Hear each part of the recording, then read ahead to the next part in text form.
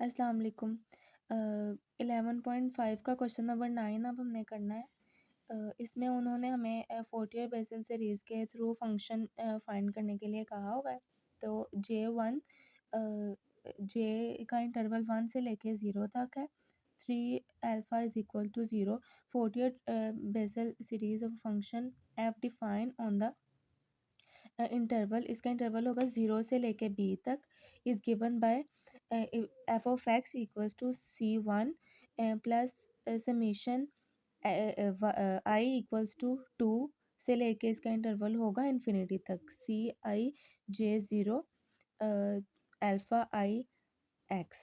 ये हमारे पास इक्वेशन 1 बन जाएगी। किसके साथ? जिसमें हमारे पास c किसके इक्वल होगा 2/b2 के, और उसको इंटीग्रेट करेंगे उसका इंटरवल होगा b से लेके 0 तक, x F of x D of x. ये हमारे पास इक्वेशन 2 हो जाएगी।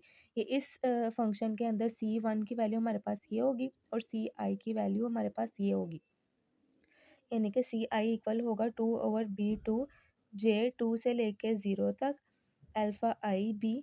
फिर हम इंटीग्रेट करेंगे उसमें इसकी इंटीग्रेशन का इंटरवल होगा b से लेके 0 तक, जो हमने यहाँ पर देखा था कि फंक्शन का हमारे पास इंटरवल होगा b से लेके 0 तक, इसलिए हम यहाँ पे भी इसका इंटरवल ये रखा है और यहाँ पे भी ये रखा है।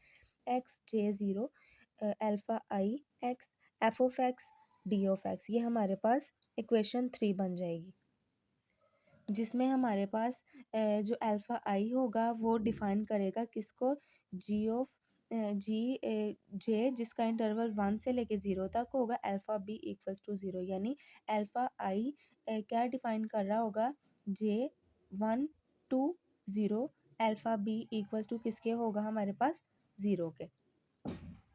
अब स्टेप 3 है हमारे पास, एज द गिवन कंडीशन, जो हमारे पास ऊपर क्वेश्चन में भी कंडीशन दी हुई थी, J1 से लेके इंटरवल था 0 तक, 3 अल्फ़ा इज़ इक्वल टू 0।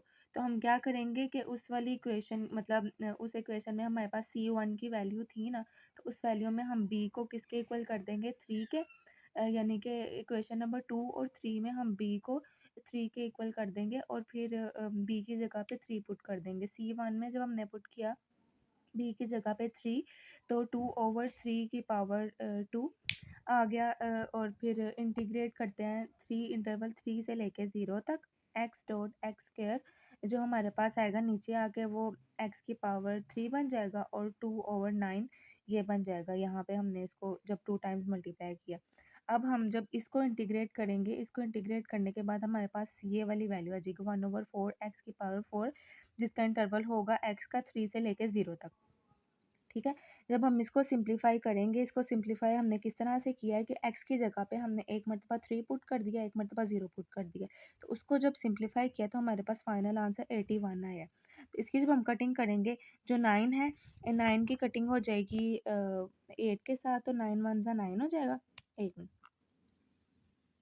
9 9 1 ज़ा 9 हो जाएगा और 9 9 ज़ा 81 हो जाएगा। ठीक है, उसके बाद 4 को कट करेंगे, 2 2 ज़ा 4, 2 1 ज़ा 2, यहाँ पे 1 1 मल्टीप्लाई बाय 1 1 मल्टीप्लाई बाय 9 9 हो जाएगा और 9/2 हमारे पास यहाँ पे आ जाएगा, जिसमें जो होगा एंड फोर आई हमारे पास इक्वल हो जाएगा 2 के, या अब C1 के अंदर हमने पुट कर दी वैल्यू 3, अब बारी आ गई है Ci की। ठीक है, तो Ci में जब B की जगह पे 3 पुट करेंगे तो उस इक्वेशन का फाइनल ये होगा।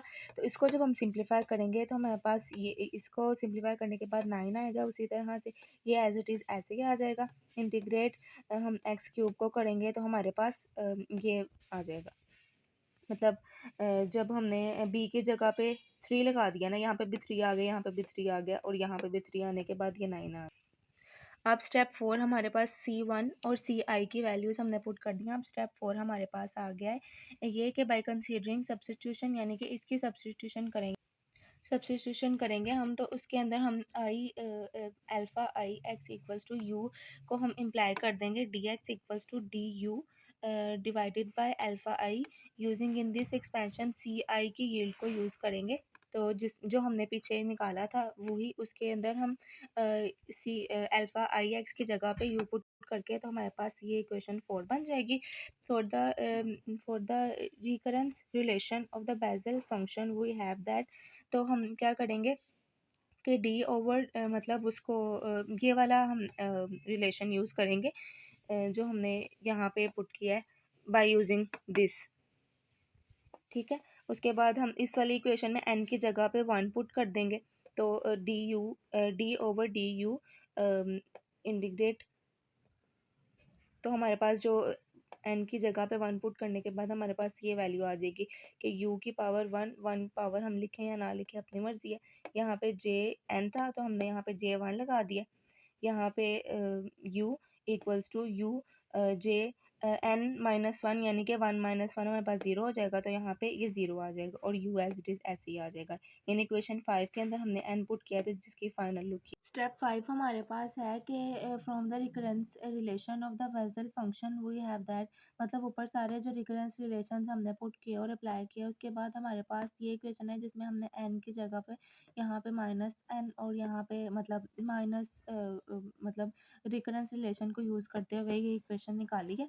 फिर हम क्या करेंगे, इस इक्वेशन में भी n की जगह पे, इस इक्वेशन में n की जगह पे पहले हमने 1 पुट किया था, अब n की जगह पे हम 0 पुट करेंगे। तो 0 पुट करने के बाद हमारे पास यहाँ पे 0 पुट किया, तो किसी भी चीज़ की पावर 0 हो तो वो 1 के इक्वल हो जाती है, इसीलिए यहाँ पे ये जो n है ये ख़त्म हो जाएगा यहाँ पे और j की जगह पे 0 आ जाएगा, j n की जगह पे मतलब j 0 आ जाएगा और यहाँ पे भी 0 ऊपर पावर हो गई थी तो 1 हो गया, तो वो भी ख़त्म हो गया, तो यहाँ पे -1, तो 1 लिखे ना लिखे अपनी मर्जी होती है, इसलिए हमने जस्ट माइनस यहाँ पे शो करवा दिया है। तो इसको फाइनल करने के बाद यानी कि इसकी फिर हमने वो डिफ्रेंशिएशन फाइंड कर लिया, तो जिसके बाद हमारे पास ये वैल्यू आई है।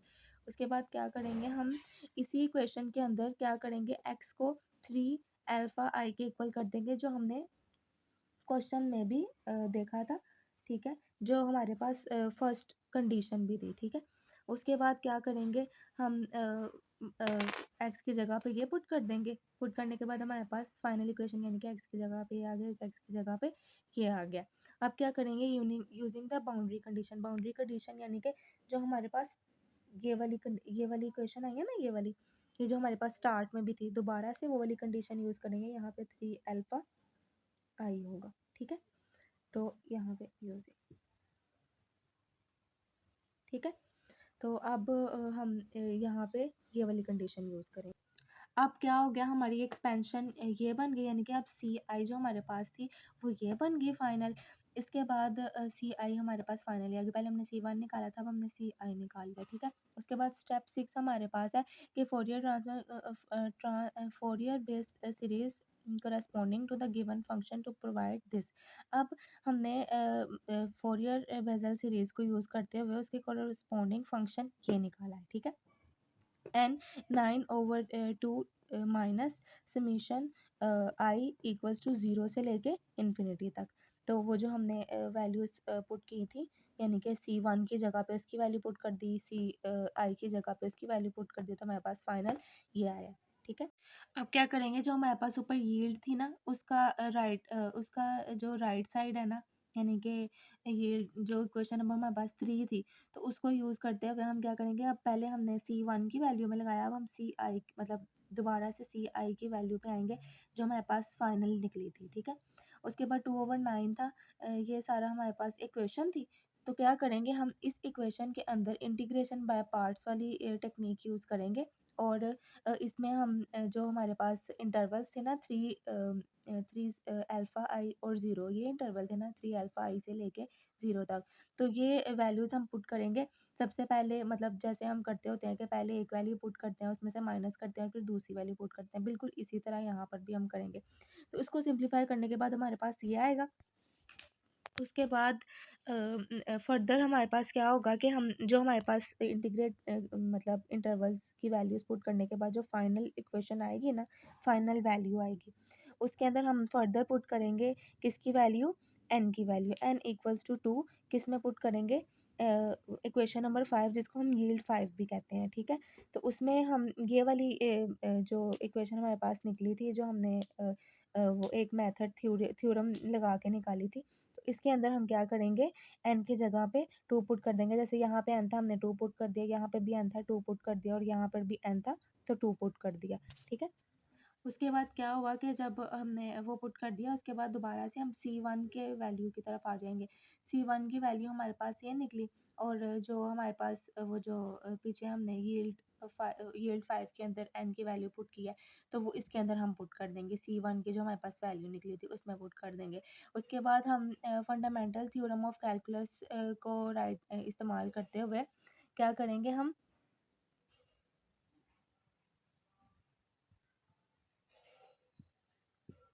ठीक है। उसके बाद CI हमारे पास ये था, तो क्या किया हमने, इंटीग्रेशन को यूज़ करते हुए इसमें वैल्यूज़ पुट की हैं। वैल्यूज़ पुट करने के बाद हमारे पास फाइनल ये आ गया, ठीक है। स्टेप 7 में हम क्या करेंगे, एक मरतबा रिव्यू ले लेंगे सारे क्वेश्चन का। Let's briefly recap what we do to solve the problem के प्रॉब्लम को सॉल्व करने के लिए कौन कौन से एक्सपेंशंस यूज़ किए हैं और कौन कौन सी फंक्शंस यूज़ किए हैं, और साथ साथ कौन कौन सी रिकरेंस रिलेशंस यूज़ किए हैं, ठीक है। सबसे पहले हमने क्या किया था कि हमने जो फंक्शन है उसको एक्सपेंड करने के लिए फोरियर बेस्ड सीरीज़ का यूज़ किया था। उसके बाद हमने किसके ऑर्डर में, ज़ीरो के ऑर्डर में, क्योंकि हमारे पास जो थी वो कंडीशन थी b से लेकर 0 तक, ठीक है। तो हमारे पास जो फर्स्ट क्वेश्चन था वो मतलब क्वेश्चन में जो हमारे पास बाउंड्री कंडीशन दी हुई थी वो J1 से लेकर 0 तक 3 अल्फा इज इक्वल्स टू 0 था। इसके अंदर हमने फोरियर बेस्ड की फोरियर बेसल सीरीज़ की डेफिनेशन यूज़ की थी इस फंक्शन को सॉल्व करने के लिए। फिर हमने कैलकुलेशन के दौरान रिकरेंस रिलेशन यूज़ किया था बेसल इक्वेशन का, और कुछ इंपॉर्टेंट ट्रिक्स यूज़ की थी जो हमने पहले एक्सप्लेन कर दी। जिसके बाद हमारे पास फाइनल रिजल्ट ये आया है कि एफ ऑफ एक्स हमारे पास जो फंक्शन है उसको एक्सपेंड करने के बाद उसके अंदर रिकरेंस रिलेशन लगाने के बाद, फोरियर बेसल सीरीज़ लगाने के बाद और मुख्तलिफ़ किस्म की ट्रिक्स लगाने के बाद हमारे पास फाइनल रिजल्ट क्या आया है कि f of x equals to 9/2 minus summation i equals to 2 से लेके इन्फिनिटी तक, फिर 4J2 3 alpha i over alpha 2 i, यानी 2 से लेके i तक, J की पावर मतलब J2 3 अल्फ़ा आई J0 अल्फ़ा आई और x की हमारे पास फाइनल रिजल्ट आया क्वेश्चन का।